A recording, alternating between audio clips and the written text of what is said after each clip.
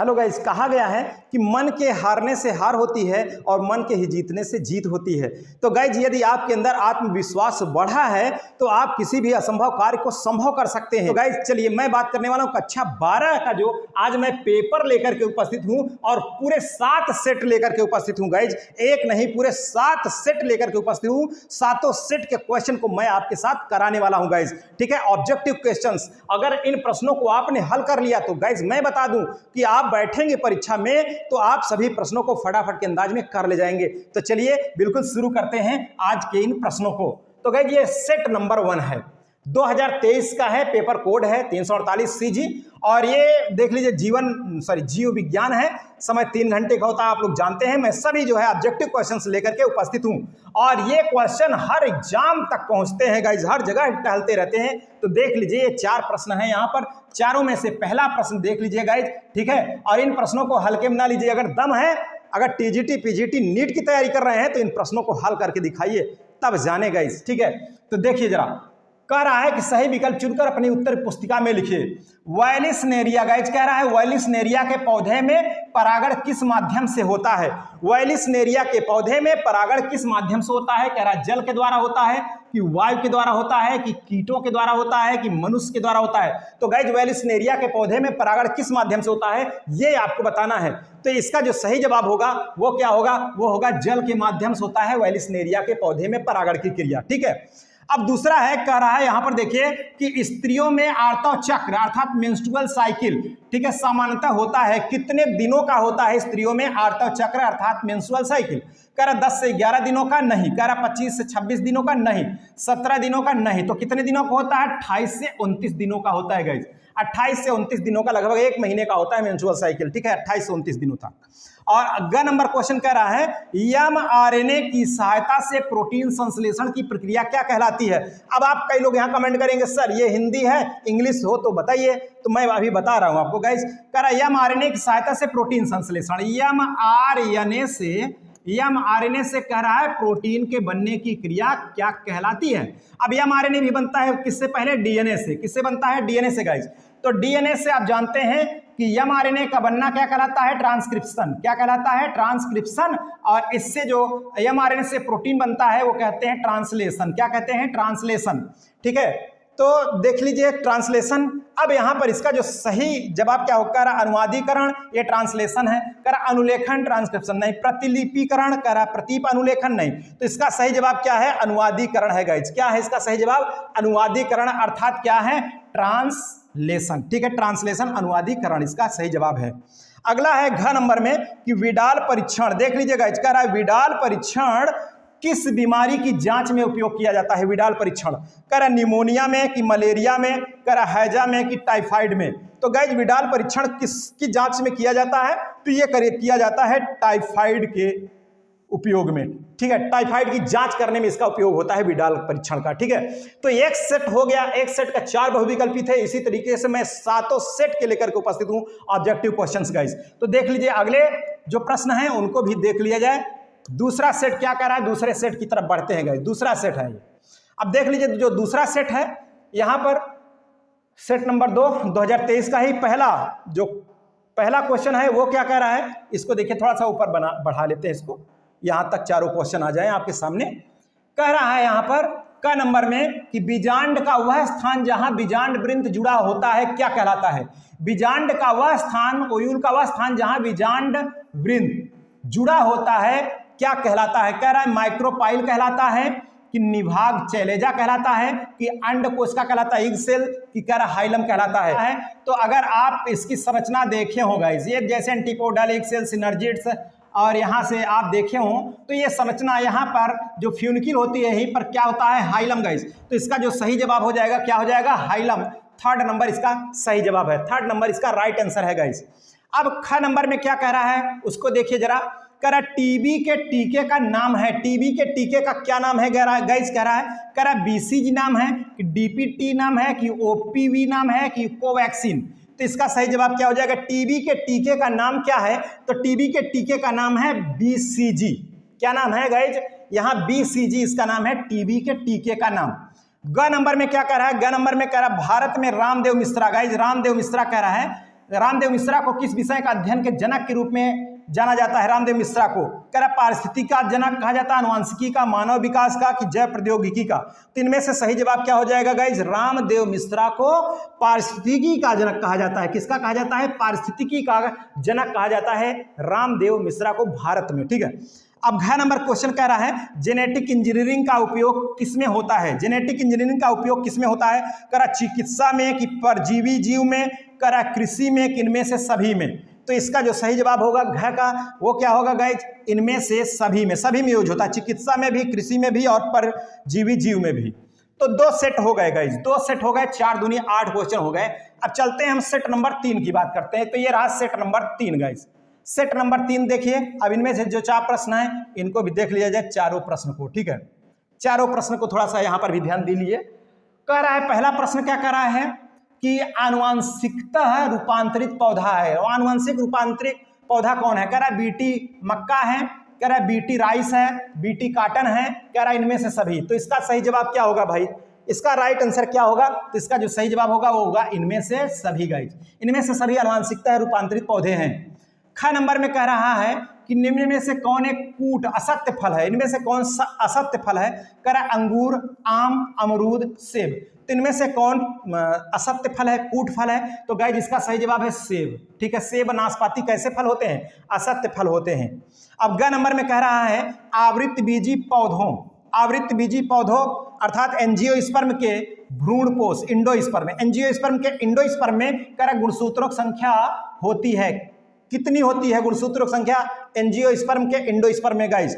तो कह रहा है यहाँ यन का मतलब यन भी समझ सकते हैं यक्स के स्थान पर। ठीक है, 1n, 2n, 4n, 3n। तो इसका सही जवाब क्या है? ट्रिप्लॉइड होता है, 3n होता है गाइस, 3x हो जाएगा इसका सही जवाब। ये क्वेश्चन बहुत बार आया है गाइस, ये क्वेश्चन बहुत बार आया है। अगला घ नंबर में कह रहा है टाइफाइड के रोग जनक का नाम क्या है? टाइफाइड किसके द्वारा होता है? कह रहा है एस्केरिस के द्वारा, कह रहा है पैरामीशियम के द्वारा, कह रहा है अमीबा के द्वारा, कह रहा है साल्मोनेला टाइफी के द्वारा। तो गाइस इसी के द्वारा होता है, साल्मोनेला के द्वारा, साल्मोनेला टाइफी के द्वारा होता है क्या? टाइफाइड। तो ये हो गए 3 हो गए, 3 सेट हो गए गाइस। अब चौथे सेट की अगर हम बात करें कि आखिर चौथा सेट क्या है, तो उसकी भी हम बात कर लेते हैं। चौथा सेट देखिए, चौथे सेट में यहां पर चलते हैं। चौथा जो सेट है इसको भी देखते हैं। कह रहा है यहां पर चौथे सेट में, थोड़ा सा इसको भी चलिए इतना ही बड़ा रहने देते हैं। बैक्टीरिया द्वारा किण्वित फूले आटे का उभरा हुआ रूप कौन सी गैस बनने के कारण होता है? बैक्टीरिया के द्वारा किण्वित फूले आटे का उभरा हुआ रूप कौन सी गैस बनने के कारण होता है? जब फुल्की उल्की बनाते हैं ना तो वहाँ फूल जाता है, उसको खूब गूंथ देते हैं आटे को, तो किसके कारण वो फूलता है? जो पावरोटी और रोटी बनाते हैं, ब्रेड व्रेड, तो किसके कारण, किस गैस के कारण होता है? कह ऑक्सीजन नहीं, कह रहा है कि carbon dioxide, sulphur dioxide, nitrogen का ऑक्साइड। तो इसका सही जवाब क्या हो जाएगा? कार्बन डाइऑक्साइड के कारण होता है, कार्बन डाइऑक्साइड के कारण होता है गाइस। अगला नंबर ख में कह रहा है किसने पुष्टि की है कि डीएनए एक आनुवंशिक पदार्थ है? किसने पुष्टि किया कि डीएनए एक आनुवंशिक पदार्थ है? कह रहा मैथ्यू मेसेल्सन व फ्रैंकलिन स्टाल ने, कह रहा बीडल एवं टाटन ने, वाटसन एवं क्रिक ने, अल्फ्रेड हर्शे व मार्था चेस ने। तो गाइज अंतिमतः जो है मुख्य रूप से यहाँ पर जो इसका सही जवाब है किसने पुष्टि किया, तो सबसे अंत में जो इसका प्रयोग के द्वारा पुष्टि किया वो कौन थे? अनुवंशिकता पदार्थ है डीएनए, वो है 2 नंबर इसका सही जवाब अल्फ्रेड हर्शे व मार्था चेस, इसका सही जवाब है। अगला ग नंबर में कह रहा है घास परिवार में बीज पत्र को क्या कहते हैं? बीज पत्र को क्या कहते हैं? काटिलिडन को क्या कहते हैं घास परिवार में? तो आप जानते हैं स्कूटेलम कहते हैं उसको, क्या कहते हैं? स्कूटेलम। तो इसका सही जवाब कह रहा है प्रसल्क, कह रहा है प्रांकुचोल, प्रसुप्ति, कह रहा है परिभ्रूणपोष। तो इसका जो सही जवाब है प्रसल्क है, स्कूटेलम गाइज। ग का पहला नंबर हो गया। और घ में कह रहा है क्रोमोसोमीय, क्रोमोसोमीय गुणसूत्री विकार का उदाहरण है। बताइए क्रोमोसोमीय गुणसूत्री विकार का उदाहरण क्या है? कह रहा टर्नर सिंड्रोम है, कि वड़ांधता है, कि हीमोफीलिया है, फेनिलकीटोन्यूरिया है।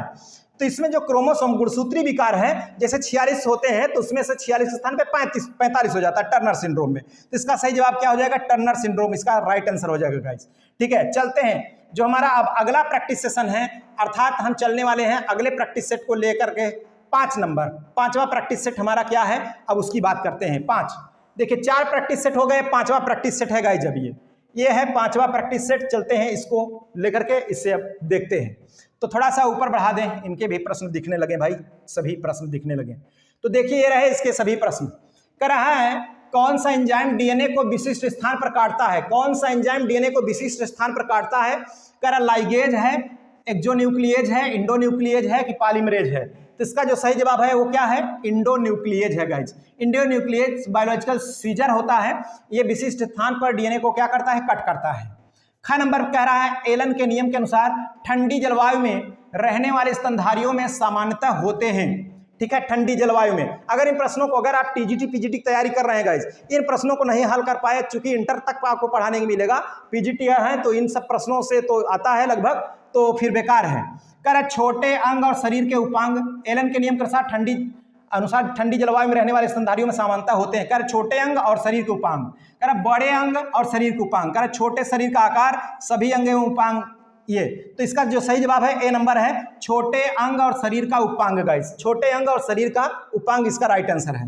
ग नंबर में देखिए, कह रहा मेंडल के द्विसंकर संकरण यानी डबल हाइब्रिड, सॉरी मोनोहाइब्रिड नहीं, डाई हाइब्रिड क्रॉस के लिए कह रहा है मेंडल के द्विसंकरण का फिनोटाइपिक अनुपात क्या है। कह रहा है 9:3:3, 9:3:3:1। कह रहा 9:7 का है, 1:1 का है, 3:1 है। तो इसका सही जवाब क्या है, नंबर 9:3:3:1 का है। कह रहा घ नंबर में टेस्टोस्टेरोन हार्मोन का श्रवण होता है। टेस्टोस्टेरोन हार्मोन का श्रवण किसके द्वारा होता है, कह रहा सर्टोली कोशिका के द्वारा, जनन कोशिका के द्वारा, अधिवृषण द्वारा कि लीडिंग कोशिका के द्वारा। तो इसका जो सही जवाब है वो क्या है, लीडिंग कोशिका के द्वारा है गाइस। 4 नंबर इसका सही जवाब है, लीडिंग कोशिका के द्वारा। ठीक है, टेस्टोस्टेरोन हार्मोन का श्रवण होता है। तो ये हो गए आपके कितने, 5 हो गए सेट, 5 सेट हो गए। चलते हैं हम बात करते हैं 6वें सेट की बात। 6वां सेट देख लीजिए गाइस, ये 6वां सेट है, आप देख लीजिए।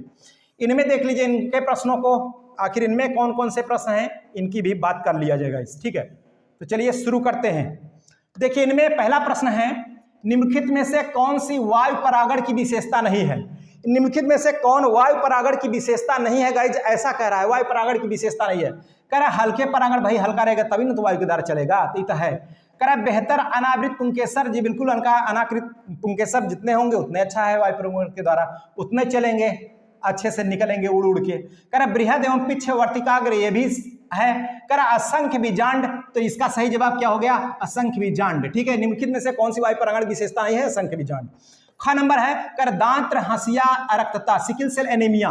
कह रहा ग्लूटामिक अम्ल के निम्नलिखित में से किस अमीनो अम्ल के प्रतिस्थापन से होता है, किस अमीनो अम्ल के प्रतिस्थापन से होता है। तो कह रहा लाइसिन, कह रहा मेथायोनिन, कह रहा वायलिन, कह रहा सेरिन। इसका जो सही जवाब है वायलिन के प्रतिस्थापन से होता है, सी नंबर इसका सही जवाब हो गया।